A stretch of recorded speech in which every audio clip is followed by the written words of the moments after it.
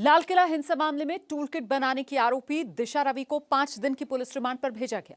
दिशा रवि को cyber cell दफ्तर में रखा गया है, जहां उससे पूछताछ की जाएगी। पुलिस पुख्ता सबूतों के साथ दावा कर रही है कि गिरफ्तार दिशा और फरार निकिता और शांतनु का न सिर्फ कनेक्शन खालिस्तान समर्थकों से है, बल्कि उन्होंने भारत को अंतर्राष्ट्रीय मंच पर बदनाम करने की साजिश की पूरी स्क्रिप्ट तैयार की थी। पर इसके बाद भी दिशा की गिरफ्तारी को लेकर सियासत दो फाड़। कांग्रेस परिवार दिशा के समर्थन में है। सियासत के गलियारे में तलवारें निकली तो सड़क पर भी इसका असर दिखा।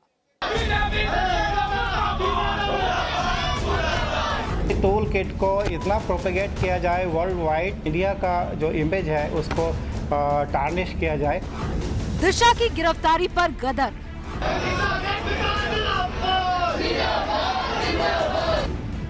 दिशा से बदला राजनीति का रंग।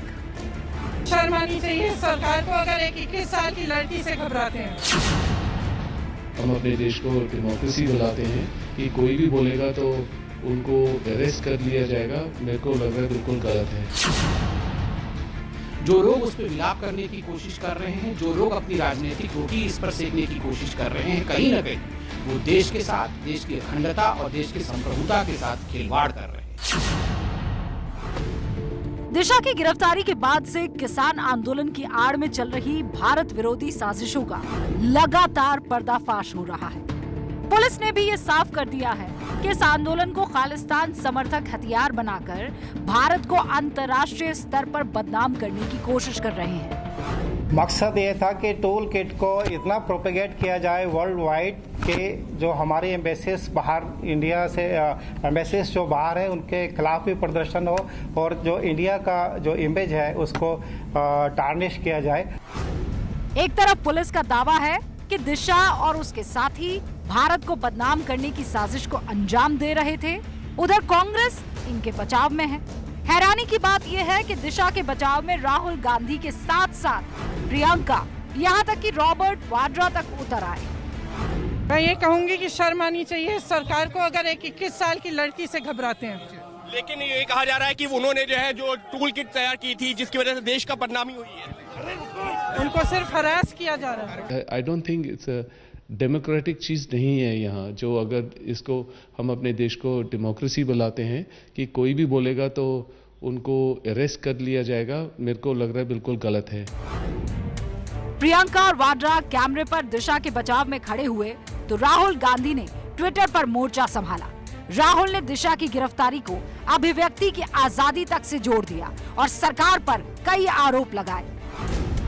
दिशा के समर्थन में राहुल ने लिखा, बोल कि लब आजाद हैं तेरे, बोल कि सच जिंदा है अब तक, वो डरे हैं देश नहीं। राहुल गांधी। दिशा के साथ लगभग पूरा गांधी परिवार खड़ा हो गया, लेकिन पुलिस के आरोप बेहद संगीन है। ताजा जांच में तो यहाँ तक सामने आ रहा है कि किसान आंदोलन की आड़ में देश को बदनाम करने की जो साजिश रची गई, उसमें खालिस्तान के साथ साथ ISI तक का हाथ है। क्योंकि टूल किट की साजिश में पीटर पैट्रिक का नाम आया है। पीटर पैट्रिक टूल किट का मास्टरमाइंड बताया जा रहा है। पीटर खालिस्तान समर्थक भजन सिंह भिंडर का साथी है। भजन सिंह ISI के लिए काम करता था। पीटर पैट्रिक एक ऐसे व्यक्ति हैं जिन्होंने इस प्लान को बनाया है कि ये हैशटैग किस तरह से रन करने हैं, इसमें किसको टैग करना है और किस प्रकार से इसको आगे बढ़ाया जाए। दिशा की साजिश के तार भले ही खालिस्तान समर्थकों और ISI तक से जुड़ रहे हों, इसके बावजूद दिशा की गिरफ्तारी पर सियासी जंग रुक नहीं रही है। राहुल, प्रियंका, यहाँ तक रॉबर्ट वाड्रा के दिशा के समर्थन में कूदने के बाद कांग्रेस में तो दिशा की वकालत करने वालों की मानो कतार लग गई। इसके बाद बीजेपी ने भी पलटवार कर मोर्चा संभाला। राष्ट्र एक 21-22 साल की लड़की से क्या डरता है? क्या उसके ट्वीट से डरता है? हमारा राष्ट्र, हमारा देश जो चीन से नहीं डरता ना चीन से। हम सरकार के साथ खड़े हुए हैं। 21 साल की बच्ची, 21 साल की लड़की के खिलाफ आप उसको उसको आप जेल में भेजकर आपको क्या मिलेगा? जो भी व्यक्ति देश को तोड़ने का प्रयत्न करे, कानून को उसका काम करना चाहिए, कानून को अपना काम बिल्कुल करना चाहिए। जो लोग उस पर विलाप करने की कोशिश कर रहे हैं, जो लोग अपनी राजनीतिक रोटी इस पर सेकने की कोशिश कर रहे हैं, कहीं ना कहीं वो देश के साथ, देश की अखंडता और देश के संप्रभुता के साथ खिलवाड़ कर रहे हैं। बीजेपी और कांग्रेस ही नहीं बल्कि कई और पार्टियां भी दिशा की गिरफ्तारी को लेकर सियासी मैदान में उतरी। दिल्ली पुलिस से ये भी पूछना चाहूंगा कि वो कौन सी 2 लाइनें हैं, वो कौन से 2 सेंटेंसेस हैं जिसका हवाला बार बार दिल्ली पुलिस दे रही है और ये कह रही है कि दिशा रवि को हमने इन 2 वाक्यों के लिए अरेस्ट किया। मैं आज देश के प्रधानमंत्री से, भारतीय जनता पार्टी की केंद्र की सरकार से ये अपील करता हूं कि वो 2 सेंटेंसेस जिनका वो बार बार हवाला दे रहे हैं उसे सार्वजनिक करें। सियासत तेज हुई तो इस मुद्दे को लेकर आम लोगों में भी खैमाबंदी शुरू हो गई। दिशा बेंगलुरु में रहती थी, इसीलिए उनके समर्थन में शहर में कुछ संगठनों से जुड़े लोग सड़कों पर उतर आए।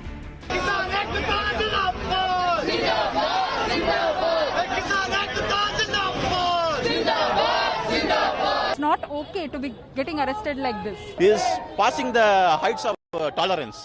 देश के विषय पर भी, देश के सुरक्षा के विषय पर भी, लॉ एंड ऑर्डर के विषय पर भी जो लॉ है वो लॉ का हिसाब से होना चाहिए। इसमें कोई राजनीतिक पार्टी इन्वॉल्व होने का जरूरत नहीं है। पुलिस ने दिशा रवि पर देशद्रोह समेत कई धाराओं में मुकदमा दर्ज किया है। दूसरी ओर निकिता और शांतनु की तलाश जारी है, उन पर भी यही आरोप है। इस बीच ये बहस भी छिड़ गई है कि क्या पुलिस ने दिशा पर जिन मामलों में मुकदमा दर्ज किया है वो जायज है। कानून के जानकारों का मानना है कि किसी शख्स ने राजद्रोह जैसा अपराध किया है या नहीं, ये पुलिस को अदालत में साबित करना होगा और ये काम आसान नहीं है। अब ये अरेस्ट हुआ है, अरेस्ट के बाद अगर ये कोई फर्दर मटेरियल मिलता है जिससे कि ये पता चले कि ये दिशा रवि या ग्रेटर थुंगबर्ज ये इन्वॉल्व ही नहीं, ये कनेक्टेड भी हैं, वो पीस सीख फॉर जस्टिस या पोएटिक जस्टिस सोसाइटी से, तो बात दूसरी होगी। दिशा की गिरफ्तारी के बाद पूरे देश में उबाल नजर आ रहा है। सियासत की दुनिया 2 खैमे में बढ़ गई है, लेकिन पुलिस 26 जनवरी की हिंसा के बाद से ही इसके तार जोड़ने में जुट गई है। रक्षा मंत्री राजनाथ सिंह ने इस मुद्दे पर पुलिस की तारीफ भी की है। दिल्ली पुलिस को जितनी तरह तरह की जिम्मेदारियों का निर्वाह करना पड़ता है, मैं समझता हूं कि पूरे भारत में किसी अन्य शहर की पुलिस को उतने प्रकार की जिम्मेदारियों का निर्वाह नहीं करना पड़ता। कोई विदेश से आ रहा है, कोई आ रहा है, ये कार्यक्रम हो रहा है, वह कार्यक्रम हो रहा है। विदेशी ताकतें भी कुछ हमारे अड़ोस पड़ोस की यदि कोई मैसेज देना चाहती हैं अपनी नापाक हरकतों के द्वारा, तो दिल्ली को ही वो केंद्र बिंदु बनाती हैं। दिशा की गिरफ्तारी के बाद जिस तरह से सियासत में उबाल आया है, उससे ये तय है कि अभी इस मुद्दे पर और राजनीति होनी बाकी है, क्योंकि इस मामले से जुड़े 2 किरदार निकिता और शांतनु अभी भी पुलिस की गिरफ्त से बाहर हैं। और अब बात जम्मू कश्मीर की। घाटी में पाकिस्तान समर्थित आतंकी संगठनों ने अपना चोला बदल लिया है। सुरक्षा बलों ने ऑपरेशन ऑल आउट के तहत जिस तरह उनकी कमर तोड़ी, उसके बाद अब उन्होंने छोटे छोटे नए आतंकी संगठन बनाकर ऑपरेट करना शुरू कर दिया है। लेकिन सुरक्षा बलों की मुस्तैदी ने आतंकवादियों की इस साजिश को भी नाकाम कर दिया। 6 फरवरी को जम्मू से आतंकी संगठन लश्कर मुस्तफा के कमांडर हिदायतुल्लाह और शुक्रवार को जम्मू के सांबा से टीआरएफ के स्वयंभू कमांडर को सुरक्षा बलों ने गिरफ्तार किया है। इसके साथ ही रविवार को जम्मू को दहलाने की साजिश में जिस सोहेल नाम के शख्स को गिरफ्तार किया गया है, वो आतंकी संगठन अल बदर का सदस्य बताया जा रहा है।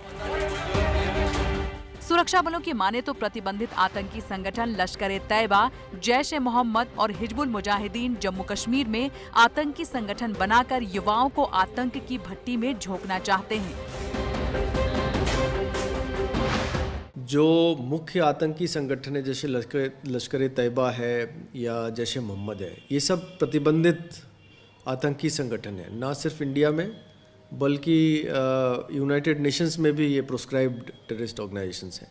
ऐसा लोगों को बताना कि ये लोकल फिनोमिना है वहाँ पे, जो कश्मीर के लड़के खुद अपने आप कर रहे हैं, जबकि ये ऐसा है नहीं।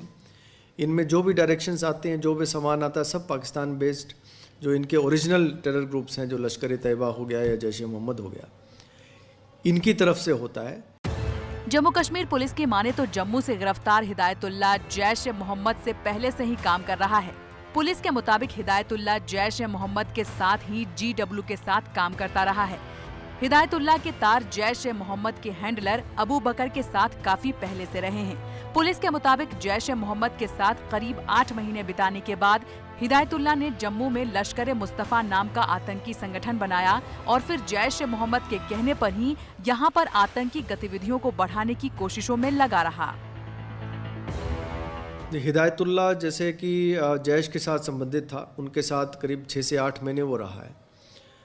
उनके साथ फॉर्मली ज्वाइन करने के पहले भी as a overground worker Jaish e Mohammed के साथ काम करता रहा है।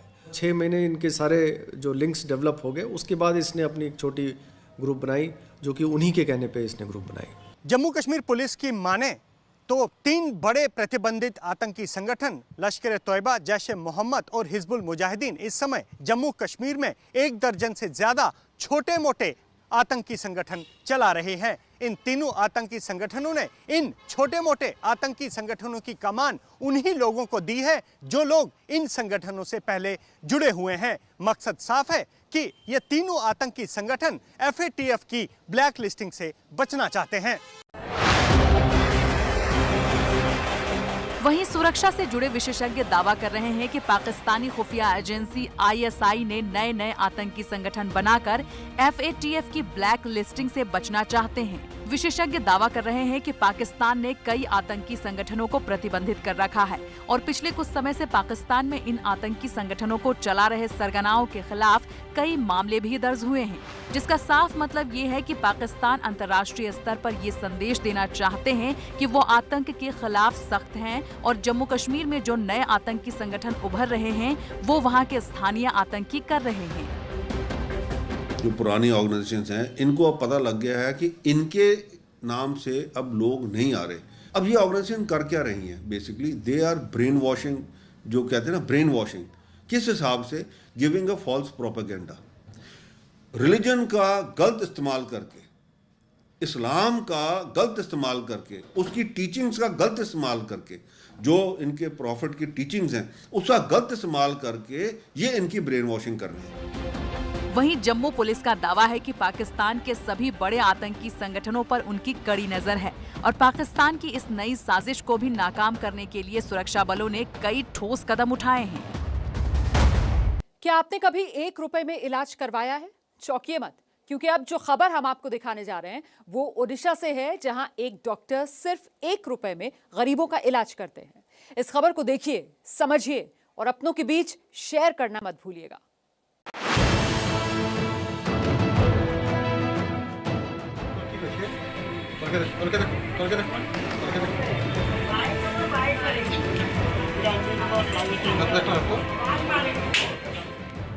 संकट की इस घड़ी में ओडिशा के संबलपुर के डॉक्टर शंकर रामचंदानी गरीबों के लिए भगवान बनकर आए हैं।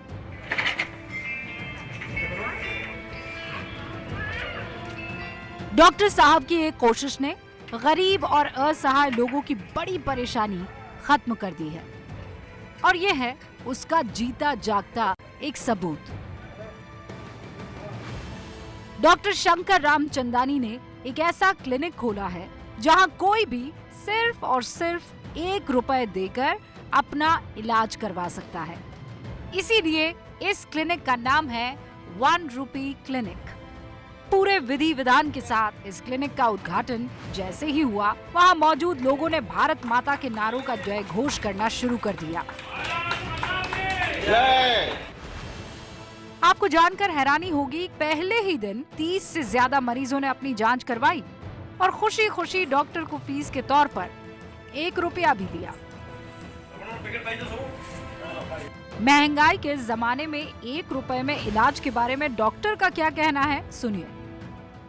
मैंने 1 रुपए इसलिए किया कि मेरे को भी लगे कि मैं कुछ काम किया हूँ तो उसका मेरे को कुछ पारिश्रमिक मिला हो और उनको भी ऐसा फील नहीं हो कि वो मुफ्त में दिखा रहे हैं या वो फ्री में दिखा रहे हैं। उनको भी फील होना चाहिए कि मैंने कुछ दिया है। मेडिसिन विभाग के assistant professor doctor Shankar Ramchandani इस काम में अकेले नहीं है। उनकी डेंटल सर्जन पत्नी भी इस नेक काम में उनकी मदद कर रही है।